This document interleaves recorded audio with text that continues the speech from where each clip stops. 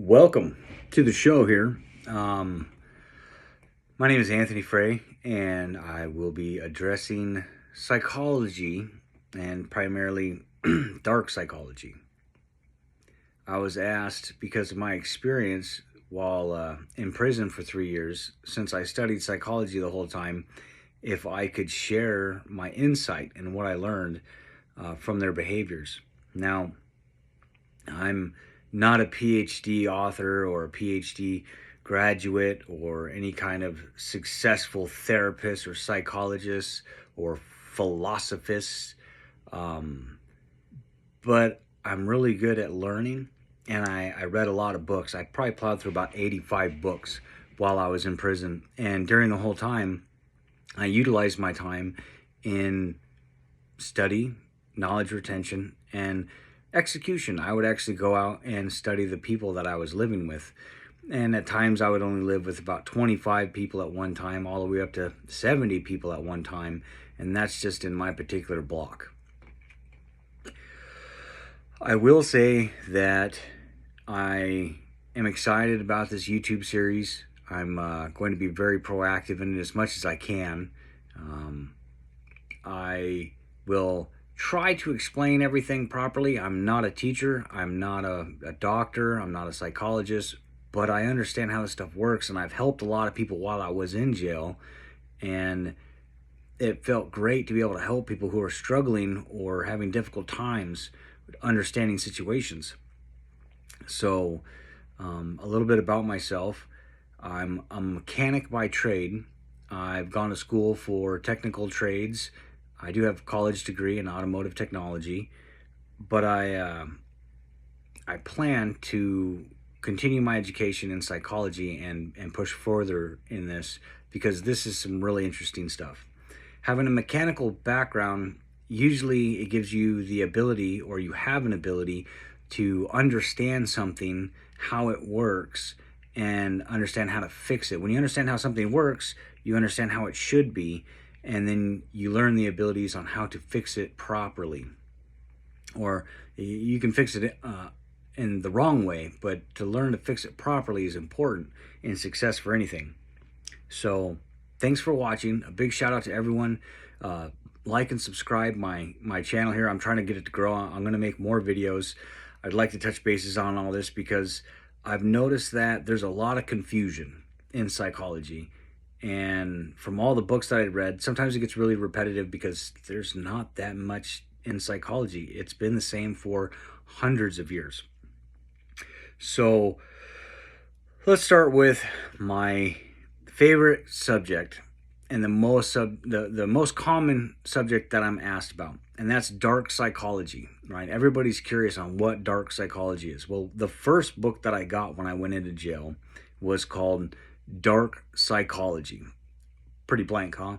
It's an 805-page book. It was pretty big, and it covers a lot of information. I considered it a Bible while I was in there. It's about the size, bigger than a Bible, and it's a really great book to study. Why would someone study dark psychology? Why would they want to know this information? It's not necessarily a bad thing. So now, what is dark psychology? Dark psychology is psychology applied for dark or evil or malicious reasons. Everybody does it. Everybody. I don't care if you're the Pope. I don't care who you are. You've used some form of dark psychology at some point in your life. Some of you are probably still using it. Some of you don't even know you're using it. So it's a good thing to learn. Now, why learn it? Two reasons. The toxic reason, right? Term is toxic, but to use it to manipulate people or to manipulate situations, fool people, lie to people, well, to be dark. The other form is to make yourself healthy again, or to protect yourself. If you know what dark traits are, or what dark psychology is, and you want to better yourself, you can actually research the behavior and be self-aware, right? Self-aware is very important. If you're not self-aware, you're going to struggle in life. But if you're self-aware and you learn dark psychology, you can actually fix your toxic traits. I highly suggest it. It was a monumental point in life for me. Not just that, but you can use it to defend yourself. If you know what toxic traits are, if you know what dark psychology is, you can protect yourself because you can start identifying it in other people. So I started using it to identify in other people because, well, one, I'm in prison, right? There's a lot of quote unquote shady characters in prison. There are. But what I've learned is that there are shady characters everywhere. A lot of people break the law. They don't go to prison because they don't get caught. Many people break the law. We are a sinful, right? Let's get religious, sinful society. But it falls down to human nature. So to learn it is to either use it or protect yourself from it. Either way, I highly suggest it. What is the criminal mindset? The criminal mindset is a term brought by your government, right? This is not necessarily criminal behavior. These are human behaviors that have been made criminal by a justice system, right? Yeah, I'm sure a lot of people deserve to go to jail because they broke the law. I deserve to go to jail. I broke the law. I wasn't arguing that shit. Now, did I try to get my way out of it? Well, I tried to at least make the sentence as less as possible. Why? Because prison. But the criminal mindset is just human behavior. There are people, however, that have less empathy, right? Empathy is super important. If I need to make a video on empathy and you want to know more about it or my opinion of it after what I've seen, I'll be more than happy to make a video about it. But I would see that the criminal quote-unquote mindset is just people who lack empathy, right? And because of that, they get in trouble because they get caught for breaking the law. Violence, drug dealing, murders, tax evasion. There's only one criminal mindset that I think is truly horrible, and that is sexual assaults, right? If you fall into that category, go walk into traffic right now, okay? Just go out there, okay? Do us all a favor and just walk into traffic.